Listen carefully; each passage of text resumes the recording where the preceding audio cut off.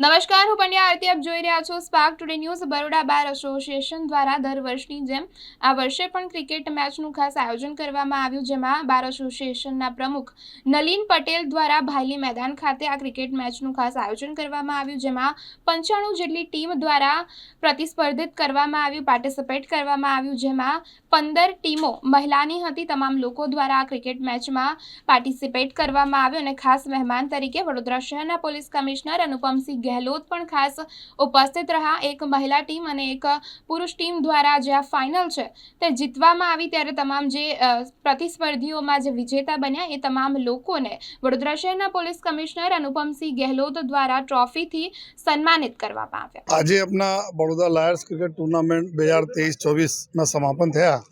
આમાં સૌપ્રથમ વિજેતા ટીમને ખૂબ ખૂબ શુભકામના અને તમામ 95 ટીમે, જેમાં 80 ટીમો આપણા ભાઈઓની હતી અને 15 ટીમ આપણી જો બોલે એકદમ મહિલા સશક્તિકરણની ટીમો હતી. અને બધા ટીમો જેટલી બી રમી છે 95 ટીમ તમામને અભિનંદન.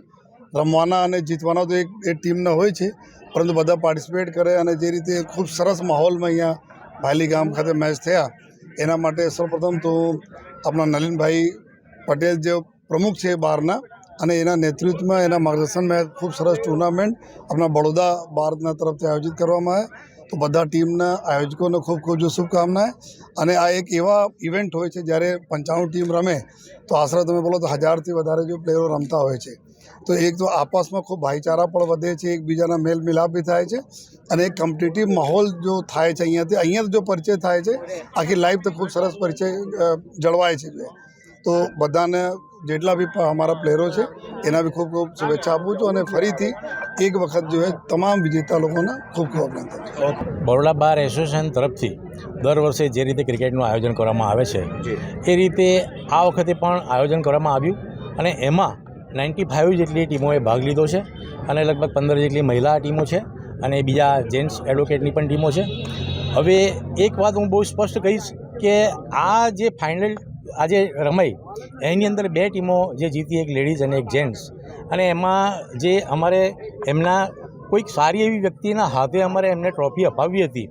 તો હું એટલું કહીશ કે અગાઉ પણ જ્યારે બરોડા શહેરના જે આપણા અનુપમસિંહ ગહેલોત સાહેબ જે પોલીસ કમિશનર છે એ અગાઉ હતા જ, અને ત્યારે પણ અમે ક્રિકેટનું તો આયોજન કર્યું જ હતું, પરંતુ આજે ફરીથી એમની જે બીજી વાર અહીંયા બરોડામાં જે એમની નિમણૂક થઈ છે તે ખરેખર મને એવું લાગે છે કે એમના હસ્તે અમારે એક આ જે ટ્રોફી આપવાનું હશે, એમના હાથમાં જસરેખા હશે એટલે ફરીથી બરોડામાં નિયુક્તિ થઈ છે એવું મારું સ્પષ્ટ માનવું છે.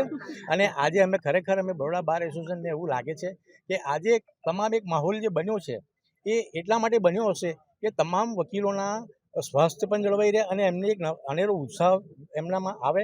અને જ્યારે વકીલો પોતાના કેસો લડતા હોય કે બીજાના કેસો લડતા હોય ત્યારે આખા સ્ટ્રેસમાં જ હોય છે.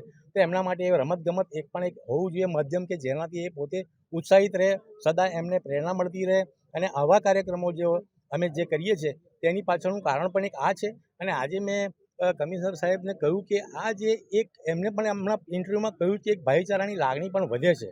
એટલે મેં એમને એવું કહ્યું કે બરોડા બાર એસોસિએશનના વકીલો અને એક તમારા પોલીસ ડિપાર્ટમેન્ટના જે પોલીસ કર્મીઓ હોય એમને પણ એક એવી રીતે એક ક્રિકેટનું આયોજન કરીએ કે જેને કારણે આપસમાં ભાઈચારાની લાગણી પણ વધે અને પોલીસ અને વકીલ એ બે એક સિક્કાની 2 બાજુ છે એ સાર્થક કરી શકે. એના માટે પણ આવા આયોજનો થવા જરૂરી છે. અને આપણા પોલીસ કમિશનર સાહેબ જે ખૂબ જ અમને આજે ખરેખર એવું લાગ્યું કે અમારા ઘરની વ્યક્તિ દ્વારા એમના ઘરની વ્યક્તિના હાથે જ્યારે અમે ઇનામ વિતરણ કર્યું એવો એક અમને અહેસાસ થયો છે.